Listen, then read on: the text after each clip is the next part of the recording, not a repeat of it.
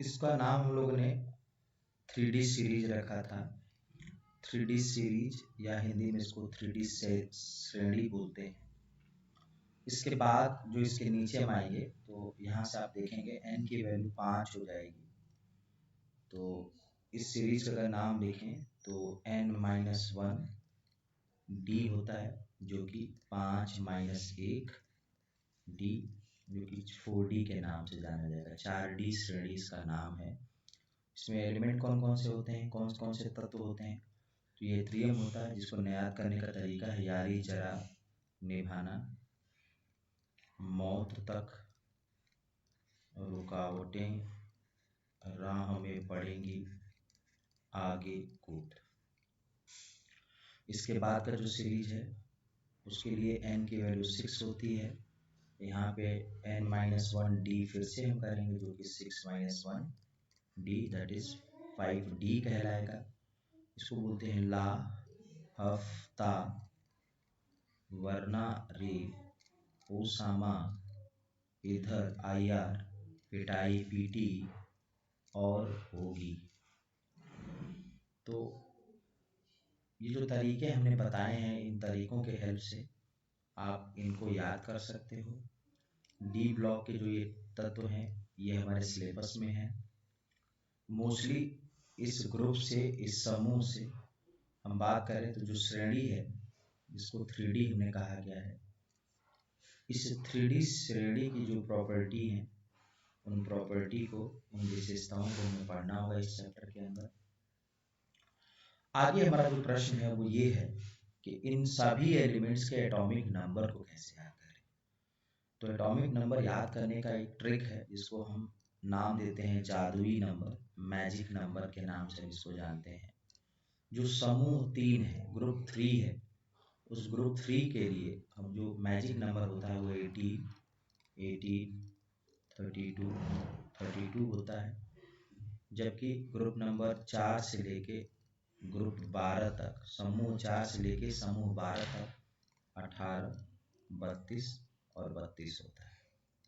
आइए हम इसकी जांच करते हैं।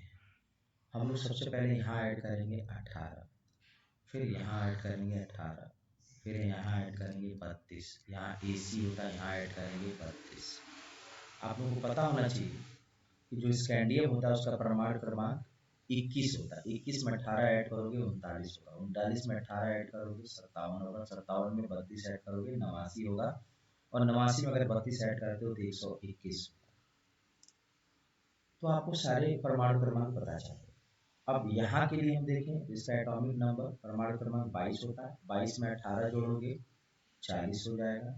इस 40 में 18 जोड़ोगे, सॉरी 40 में 32 जोड़ोगे तो ये 72 हो जाएगा, और 72 में 32 जोड़ोगे 104 होगा। 104 में यहाँ पे RF होता है जिसको रदरफोर्डियम कहते हैं। फिर इसके बाद 105 आएगा, 106 आएगा, 107 आएगा, 108 आएगा, 109 आएगा, 110, 111, फिर 112 आएगा। इस तरह से आप किसी भी तत्व का अगर परमाणु क्रमांक ज्ञात करना चाहें तो आप ज्ञात कर सकते हो, इस माध्यम से ज्ञात कर सकते हैं। तो सिर्फ और सिर्फ आपको याद रखना है इन नंबरों को। इन नंबरों की हेल्प से आप सब निकाल लो। जैसे यहाँ पे क्रोमियम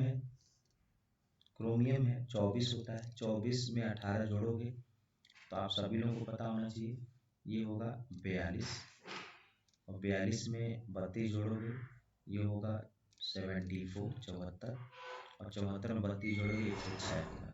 तो आप कोई सा भी मुझसे पूछिए, जैसे इसका 30 होता है, 30 में 18 जोड़ोगे 48 होगा, और 48 में अगर 32 जोड़ते हो तो ये होता है 80। सबको मालूम है जो मरकरी होता है उसका परमाणु क्रमांक कितना होता है भैया, 80 होता है। तो ये तो रहा, हमने परमाणु क्रमांक सबका ज्ञात करना समझ लिया।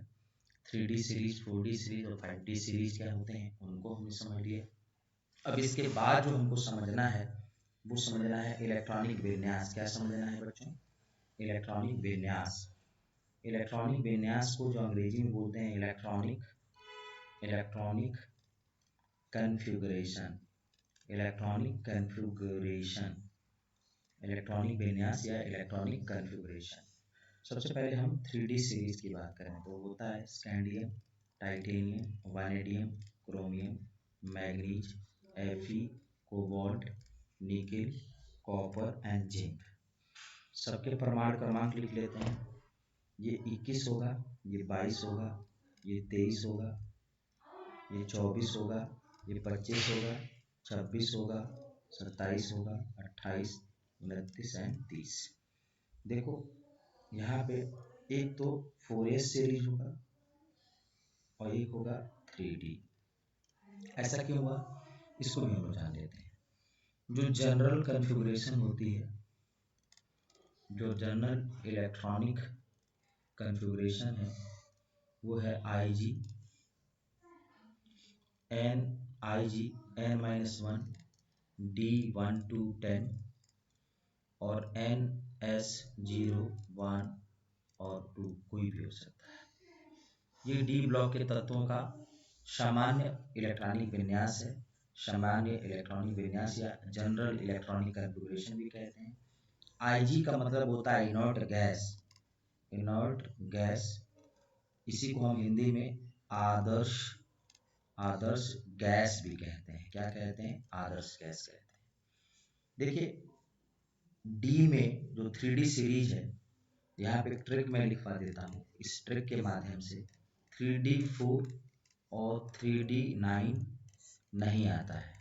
अगर ये नहीं आते हैं तो आप अगर डी लिखना शुरू करो तो डी में 1, डी में 2, डी में 3, डी में 4 नहीं आता है तो डी में 5 आएगा, फिर डी में 5 आएगा, डी में 6 आएगा, डी में 7 आएगा, डी में 8 आएगा, डी में 9 नहीं आता है तो डी में 10 और डी में 10। ठीक है। अब यहाँ पे एस में कितना आएगा? 2 आएगा, यहाँ कितना आएगा? 2 आएगा, यहाँ कितना आएगा? 2 आएगा, यहाँ कितना आएगा? 1 आएगा, यहाँ कितना आएगा? 2 आएगा, यहाँ कितना आएगा? 2, यहाँ पे 2, यहाँ पे 2, यहाँ पे 1, यहाँ पे 2।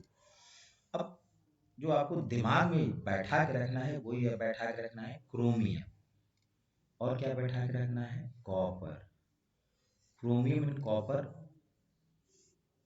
सामान्य जो इलेक्ट्रॉनिक विन्यास है उस पद्धति को फॉलो नहीं करते हैं। क्यों नहीं करते हैं? उसका एक वजह है। उसका वजह ये है कि जो हाफ फील्ड एवं फुली फील्ड, आंशिक और पूरी रूप से, half field and fully field जो कॉन्फ़िगरेशन है, जो विन्यास है, वो ज़्यादा स्थायित्व होते हैं या ज़्यादा स्टेबल होते हैं। मतलब डी में 5 और डी में 10 ज़्यादा स्टेबल है। मैंने कहा कि 4s2 3d4 आया, क्रोमियम का कॉन्फ़िगरेशन ऐसा ही होगा। इसमें क्या होता है कि क्रोमियम में ये s का एक इलेक्ट्रॉन जब चला जाए तो s से गया तो ये 4s1 हो गया, और इसने लिया तो 3d5 हो गया।